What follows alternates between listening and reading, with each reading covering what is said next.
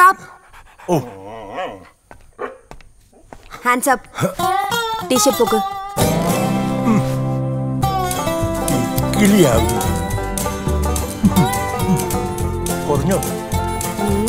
എത്ര കിലോമീറ്റർ ഓടി? 4 കിലോമീറ്റർ 10 മിനിറ്റും 10 സെക്കൻഡും. റൂട്ട് ഏതാ? ശരിയാണോ അപ്പു? ഇല്ലാന്ന് മനസ്സിലായി. എന്റെ അപ്പു കള്ളം പറയില്ല. അവൻ നിന്റെ ആളല്ലേ? നിങ്ങൾ ഒരിക്കലും നേരെ ആവാൻ പോകുന്നില്ല മനുഷ്യ. ഞാൻ വെറുതെ ഓരോ സ്വപ്നങ്ങൾ കാണാം. നീ എന്തോരം വേണമെങ്കിൽ സ്വപ്നം കണ്ടു. പക്ഷെ സൽമാൻ ഖാൻ ഒന്ന് മാറ്റിപ്പടി. ഞാൻ 6 പാക്ക് ചെയ്യാൻ പോയാലേ അവസാനം നിനക്ക് എന്നെ പാക്ക് ചെയ്യേണ്ടി വരും. എനിക്ക് വിശക്കുന്നു ഡാർലിംഗ്. നീ എനിക്ക് എന്തെങ്കിലും കഴിക്കാൻ താ. ഇഡ്ഡലി കഴിച്ച കാലം മറന്നു. നിങ്ങൾ ഇനി എന്തൊക്കെ കരഞ്ഞാലും ഇഡ്ലി ചട്നി ഒന്നും കിട്ടാൻ പോകുന്നില്ല. ഉള്ളി പാവയ്ക്ക ജ്യൂസ്. കണ്ണി കണ്ടതൊക്കെ വാരി വലിച്ച് തിന്നിട്ട് മനുഷ്യന്റെ കോലം കണ്ടില്ലേ? എന്റെ കോലത്തിന് എന്താ കുഴപ്പം ഡാർലിംഗ്? എന്താ കുഴപ്പമെന്നോ? എര വിഴിഞ്ഞ് മുലമ്പാമ്പിനെ പോലെ. ഇനി വല്ല വാഴത്തോട്ടത്തിലും കോലം കുത്താൻ കൊള്ളാം. കരിങ്കണ്ണ ചതിക്കല്ലേ.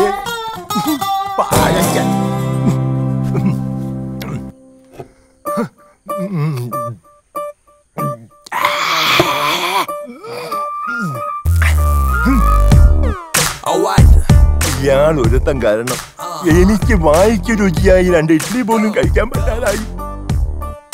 ഏടോ തനിക്ക് സിനിമയിൽ മസിൽ ഉരുട്ടി കാണിച്ചാൽ കോടികൾ കിട്ടും. ഈ പാവപ്പെട്ട കേശവന്മാർ ഉരുട്ടി കാണിച്ചിട്ട് എന്ത് കിട്ടാനാ? നിങ്ങളുടെ നേരം ഒന്ന് ഉറക്കട്ടെ. ഇത് കഴിക്കേ. ഇന്ന് പെട്ടെന്ന് സ്കൂളിൽ പോവാൻ നോക്ക്. നിനക്ക് ഇപ്പോഴും എന്നോടുള്ള പ്രതീക്ഷ നഷ്ടപ്പെട്ടിട്ടില്ലേ? ഏടോ ഇവന്മാരെന്നെ വിളിച്ചോണ്ടിരിക്ക ഇവരുടെ പരസ്യത്തിൽ അഭിനയിക്കാൻ. എന്നിട്ട് വേണം ഇനി നാട്ടുകാരും കൂടി അറിയാൻ. എന്ത്? എടോ ഡോസ് അധികമായാൽ ആള് തട്ടിപ്പോകും. അങ്ങ് ചാവാണെങ്കിൽ ചാവട്ടെ, ഞാൻ സഹിച്ചൂന്നേ.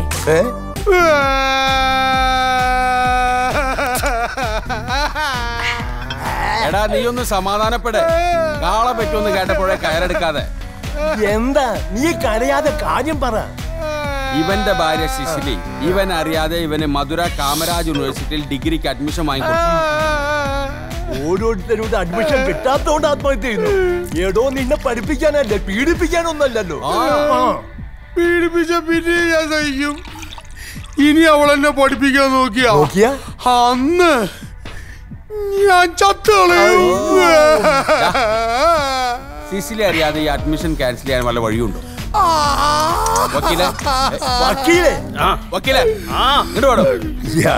താൻ ആരോടെ എപ്പോഴും ഈ ഫോണിൽ ചൊല്ലിക്കൊണ്ടിരിക്കുന്നത്? എന്റെ സ്വന്തം ഭാര്യ യശോദ. ഈ വാട്സപ്പ് മെസ്സേജ് കണ്ടുപിടിച്ച ആരാണാവും? ഇപ്പൊ വരും. ഇത് മാത്രമേ ഒക്കെ ചോദിക്കാനുള്ളൂ. മൊബൈലിൽ GPS ഉള്ള അതിലും വലിയ ഭാര്യ. എനിക്കാണെങ്കിൽ അവൾ ഉറങ്ങാതെ വീട്ടിൽ ചെന്ന് കയറാൻ പറ്റില്ല. ചത്ത കുതിരയും കൊണ്ട് ഓട്ടപ്പന്തയത്തിന് പോയേ അടങ്ങുന്ന ഒരേ വാശി. എന്നെ കിടത്തി ഉറക്കൂല. അവിടെ ഒരുത്തിക്കിപ്പോ എന്നെ തീരെ പിടിക്കുന്നില്ല. ഗ്ലാമർ പോരാ പോലും. അവൾക്കിപ്പോ എന്റെ പല്ല് മാറ്റി വെക്കണം. വയസ്സാം കാലത്ത് ജിമ്മിൽ പോയി സൽമാൻ ഖാനെ പോലെ 6 പാക്ക് ആക്കണം. മുണ്ടും ജുബിയൊക്കെ ഊരിക്കളഞ്ഞ് ടീഷർട്ടും ബർമുടയും ഇട്ട് യോയോ പിള്ളേരെ പോലെ 100cc ബൈക്കിൽ കെട്ടി നടക്കണം. ഇവളുമാരെ ഇങ്ങനെ കയറൂരി വിട്ട ഒടുവി നമ്മുടെ കാര്യം ഗതികേടിലാവും. ഞാൻ നോക്കിട്ടെ ഈ തോന്നിയാസം അവസാനിപ്പിക്കാൻ ഒറ്റ വഴിയേ ഉള്ളൂ. വെള്ളോടിയോ? Dark beat.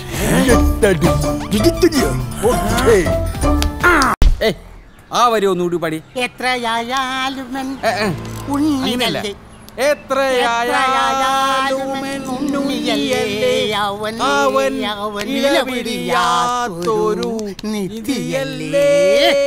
എന്റെ പുണ്യമല്ലേ. തന്റെ ഏമാനുണ്ടാകത്ത് അടിമാലിക്ക് പോയി. ഒരു നോക്ക് കാണുവാനൻ. ആരാണ് നീ? ഞാൻ SI വേലുത്തമ്പി. നീയോ? തമ്പിയോ? ജനമൈത്രി നഗറിൽ SI വേലുത്തമ്പിയുടെ വീട്ടില് ഇന്നലെ ഒരു കള്ളം കയറി. ആ ആള് ഞങ്ങളുടെ കസ്റ്റഡിയിലുണ്ട്. സൂത്രധാരൻ മുങ്ങിക്കളഞ്ഞു. താൻ തന്റെ ഏമാനോട് ചെന്ന് പറഞ്ഞേക്ക്. എവിടെ പോയി ഒളിച്ചാലും അയാളെ ഞാൻ പൊക്കും. ഒരു നോക്ക് കാണുവാനൻ ആത്മാവ് മോഹ. നീ അധികം മോഹിക്കല്ലേ. സാറെങ്ങനെയാ അകത്ത് കയറിയേ? ഞാനൊരു മാജിക് അക്കാഡമി തുടങ്ങുന്നുണ്ട്, നീ ചേരുന്നോ? അകത്ത് പോടാ. പോലീസ് സ്റ്റേഷൻ കളിവീടാക്കല്ലേ റാസ്കൽസ്. പിന്നൊരു കാര്യം, അവൾ ഉറങ്ങിയെന്ന് ഉറപ്പ് വരുത്തിയ ശേഷമേ അടിക്കാവൂ. 121. ഒരു പെണ്ണിനെ കെട്ടിയിട്ട് അടിക്കുന്നത് പാപമല്ലേ? ഇവിടെ ധർമ്മങ്ങൾക്ക് സ്ഥാനമില്ല. 125. ഇനി പറ, എന്തിനാ നിങ്ങളെ സേവിയറെ വേഷം കെട്ടിച്ചത്? വേഷം കെട്ടിച്ചെന്നോ? സേവരെ കള്ളും മൂന്തി ഏതാണ്ട് തമാശ കാണിച്ചതിന്? തമാശ. 150 കിലോ തൂക്കമുള്ള കരിമ്പോത്ത് പോലുള്ള സാധനത്തിന് കരിയും വാരി തേച്ച് വീട്ടിൽ കയറ്റി വിട്ടാണോ തമാശ കാണിക്കുന്നത്? സേവിയറിനെ ഞങ്ങൾക്കറിയാം. ഒരു കാര്യം ഒറ്റയ്ക്ക് ചെയ്യാനുള്ള ആംബിയർ ഒന്നും അയാൾക്കില്ല. നീ പറയണത് കേട്ടതൊന്നും ഞങ്ങൾ അത് ചെയ്യിച്ചെന്ന്. അഭിനയിച്ച് ബുദ്ധിമുട്ടണമെന്നില്ല. കൂട്ടുകാരനെ കാണണ്ടേ? ജനമൈത്രി നഗറിലെ കിടുകിടോ വിറപ്പിച്ച ഗൂണ്ട സിസിലി. ലൈറ്റ് ഓഫ് ചെയ്ത് കമ്പി വടി കൊണ്ട് സിമ്പിൾ ആയിട്ട് കൈയും കാലും തല്ലി ഒടിക്കുന്ന ഒരു കുഞ്ഞു കലാപരിപാടി. അങ്ങനെ പവനായി ശവമായി. ഇനി ഇത് ആവർത്തിച്ച നിങ്ങൾക്ക് ഞാൻ വെച്ചിട്ടുണ്ട്. മറ്റേ കൈ കൂടി ഞാൻ ഒടിക്കും. എവിടെയാണ് സേവരെ പിഴച്ചത്? സിസിലിയെ കണ്ടതും എനിക്ക് ഇടതും പലതും മാറിപ്പോയി. ഇതാ പറയുന്നത്, ക്ലച്ച് പിടിക്കണമെങ്കിൽ ഏതെങ്കിലും ഒരിടത്ത് ഉറച്ചു നിൽക്കണമെന്ന്. ഒന്നുകിൽ ഇടത് അല്ലെങ്കിൽ വലത്. പ്രത്യേകിച്ചും ഗുണ്ടകൾ. കേട്ടോടാ പൊട്ട.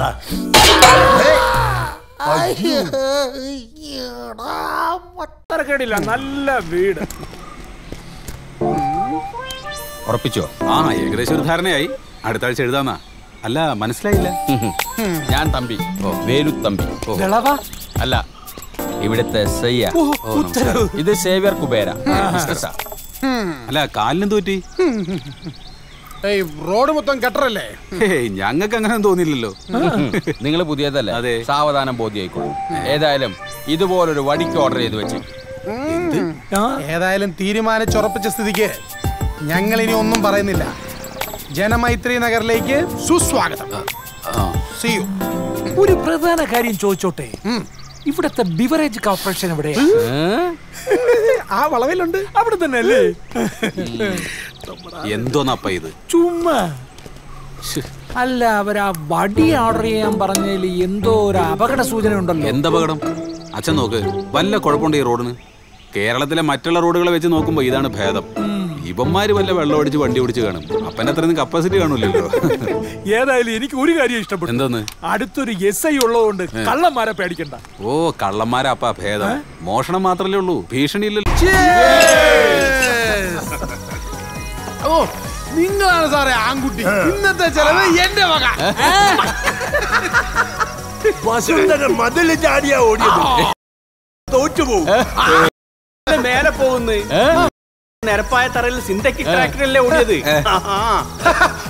എന്നാലും ഈ 4 അടി പൊക്കോളം അതിലൊക്കെ ചാടുക എന്ന് പറഞ്ഞാ അത് പിന്നെ മതില് ചാടാൻ അവള് കൊച്ചിലെ എക്സ്പെർട്ടാന്നാ കേട്ടിട്ടുള്ളത്. എന്നാലും എനിക്ക് കാഴ്ച കാണാൻ പറ്റിയില്ലല്ലോ. എന്നാലും എന്റെ തമ്പി സാറേ, നിങ്ങളെ സമ്മതിച്ചു തന്നിരിക്കുന്നു. ഈ ഇനത്തിന്റെ കൂടെ നിങ്ങൾ എന്ത് വിശ്വസിച്ചാ ഒരു വീട്ടിൽ ഒരുമിച്ച് കിടന്നുറങ്ങുന്നത്? സിംഹക്കൂടി ഇതിലും സേഫാ. അമ്മായിയപ്പന്റെ ചെക്കടി കൊണ്ട് വാങ്ങിയ തൊപ്പിയല്ലേ ഇങ്ങനെ ഇരിക്കും. നമ്മുടെയൊക്കെ ഭാര്യമാർ ഓടുന്ന ഗോവിന്ദൻകുട്ടിയുടെ ഭാര്യ നോക്കി നിൽക്കല്ലേന്നോ? എങ്ങനെ പ്രതികരിച്ചു? അവൾ അതൊന്നും കാര്യമായിട്ട് എടുത്തിട്ടില്ല. അല്ലേലും അവൾക്ക് ഞാൻ പറയുന്നതിനപ്പുറം ഒന്നുമില്ല. എല്ലാം ചേട്ടന്റെ ഇഷ്ടപ്പോലെ. അതാണ് അവളുടെ രാഷ്ട്രീയം. എനിക്ക് മനസ്സിലാവാത്തത് ഈ നിരോഷയുടെ കാര്യമാണ്. ഇന്നലെ വരെ പൂച്ചയെ പോലെ ഇരുന്നൊരു പെണ്ണ് ഇന്നൊരൊറ്റ ദിവസം കൊണ്ട് അവൾക്ക് വന്നൊരു മാറ്റം. ചെയ്യുന്നത് അവളാണെന്നേ ഉള്ളൂ, ചെയ്യിക്കുന്നത് നമ്മുടെ പൊണ്ടാട്ടിമാരാ. ആര് ചെയ്യിപ്പിച്ചാലും അവളത് ചെയ്യാൻ പാടുണ്ടോ? ഗോവിന്ദൻകുട്ടി സാറേ, ഈ നിരോഷിക്കിട്ട് ഒരു കൊട്ടേഷൻ കൊടുത്താലോ? എന്തായാലും അവൾക്കൊരു ഷോക്ക് ട്രീറ്റ്മെന്റ് അത്യാവശ്യം. വെറുതെ കയറൂരി വിട്ടാലേ അവസാനം അവള് നിങ്ങളെ തലയിൽ കയറി നിറങ്ങും. മാസ്റ്റർ പ്ലാൻ തയ്യാറാക്കിക്കോ, ഞങ്ങളെല്ലാം റെഡി. ആക്രമണം. ക്രിമിനൽ ശക്തിയിലൂടെ ഒരു സ്ത്രീയുടെ ചാരിത്രത്തിലേക്കുള്ള പൈശാചികമായ കടന്നുകയറ്റം. IPC 354. ഇത്രയും വലിയ സംഭവമാണ് ഈ പീഡനം എന്നൊക്കെ പറഞ്ഞാല്. നിയമം കയ്യിലെടുക്കണ്ട. പ്രായത്തിന്റെ ഒരു തിളപ്പുണ്ട് എന്നല്ലാതെ ഇങ്ങനെ കംപ്ലൈന്റ് കൊടുക്കാൻ മാത്രമുള്ള ഒരു ആംബിയർ ഒന്നും അവൾക്കില്ല. വേണ്ടല്ലോ, നമ്മളെ സമത്വവാദി പെണ്ണുങ്ങളും കവയത്രി മാത്രം മതി പിരിയേറ്റി കൊടുക്കാൻ. ഇത്ര പെട്ടെന്നൊരു നീക്കത്തിന് എന്താണാവോ കാരണം? ചൊറിച്ചില് തുടങ്ങിയിട്ട് നാള് കുറെ ആയല്ലോ. അതിനിടയിലാണ് ആ ഗുണ്ടയും കളവനും കൂടെ ഓഫീസിൽ വന്ന് ബഹളുണ്ടാക്കുന്നത്. അവള് തോന്നിയ ദിവസം കാണിച്ചതിന് സാറെന്ത് പഴിച്ച്? പോരാത്തതിന് ആ ഗുണ്ടാച്ചക്കൻ എന്നെ കണ്ടതും ഭവ്യതയോടെ കത്തി താഴെ ഇട്ടു. സംശയിക്കാൻ അത് പോരെ? ഒരു കണക്കിന് അവര് വന്നത് നന്നായി. എന്റെ ഒരു കൊട്ടേഷൻ ഒഴിവായി കിട്ടി. എന്തോ അല്ല, മഞ്ജുവിന്റെ സ്റ്റാൻഡാ എനിക്ക് ഇപ്പോഴും മനസ്സിലാവാത്തത്. ഒരു പ്രശ്നം വരുമ്പോ കൂടെ നിൽക്കില്ല എന്ന് വെച്ചാ. ഇവിടെ ഒരുത്തിന് സപ്പോർട്ട് നമുക്ക് ആവശ്യമില്ല. ഈ കേസ് ഞാൻ പുഷ്പം പോലെ ഉരുത്തരാം. അഡ്വക്കേറ്റ് ആനന്ദക്കുട്ടൻ ആരാണെന്ന് ഞാൻ കാണിച്ചു കൊടുക്കും. ഇത്രയും നാൾ നമ്മളെ മാനസികമായും ശാരീരികമായും പീഡിപ്പിച്ചതിന് ഒന്നൊന്നായി ഞാൻ കോടതിയിൽ അക്കമിട്ട് പകരം വീട്ടും. കോടതിയിൽ ഞാൻ ആള് പുലിയ. കേസ് അകമ്പുറം മറിയും. വാദി പ്രതിയാകും. പ്രജറി സത്യവിരുദ്ധമായ വിവരങ്ങൾ നൽകി കോടതിയെ തെറ്റിദ്ധരിപ്പിക്കുക. IPC 193. നിരോഷ അഴിയെണ്ണും. സമത്വവാദി തെണ്ടികൾ കടന്ന് ഓടിത്തള്ളും. പോയ വഴിക്ക് പുല്ല് പോലും മുളയ്ക്കൂല. ഗോയിന്നൻകുട്ടി ഒപ്പിട്. ഇതിന്റെ അഭിമാനത്തിന്റെ പ്രശ്ന. കോളനിക്കാരിടയിൽ ഞാൻ കോട്ടും തൂക്കിയിട്ട് തലങ്ങും വെലങ്ങും നടക്കുന്ന ഒരു മണ്ടം വക്കീല്. അവർക്കൊക്കെ അഡ്വക്കേറ്റ് ആനന്ദക്കുട്ടനാണെന്ന് കാണിച്ചു കൊടുക്കണം. യശോദൊന്ന് ഞെട്ടട്ടെ. സാറേ, എന്താടോ ആനക്കാര്യത്തിന്റെ ഇടയിലാണോ ചേനക്കാരി? സാറേ, 4 പെണ്ണുങ്ങൾ കാണാൻ വന്നിരിക്കുന്നത് ഏതോ കേസിന്റെ കാര്യത്തിന്.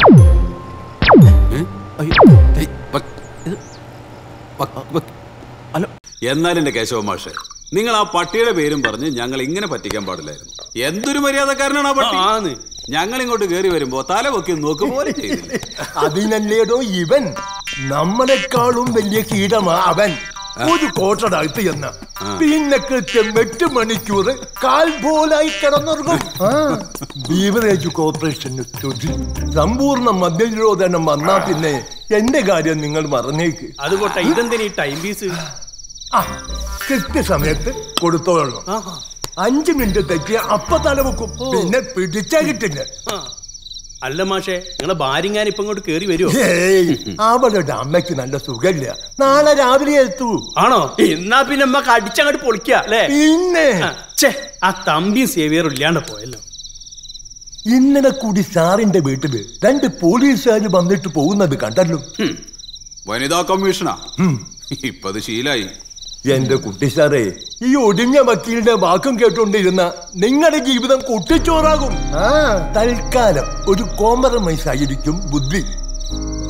2 ചക്കര വർത്താനം പറഞ്ഞ് ആ വെള്ളച്ചില് പെണ്ണിനെ കൂടെ നിർത്തുക. കേസ് പിൻവലിച്ച ആ സെക്കൻഡ് പണി കൊടുക്കാം.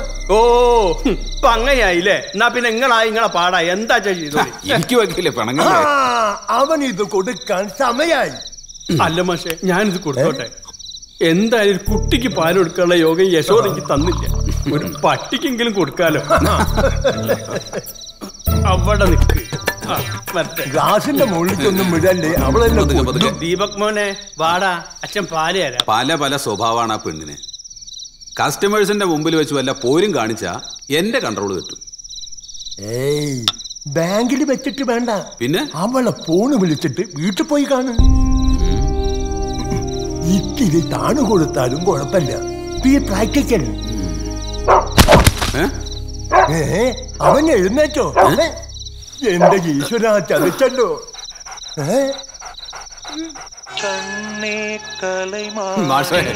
പട്ടിയുടെ മദ്യം വക്കീൽ പിടിച്ചു. ഈശ്വര, ഞാൻ ഇനി എങ്ങനെ പോട്ടെ? വക്കീൽ എങ്ങനെ പോട്ടെ?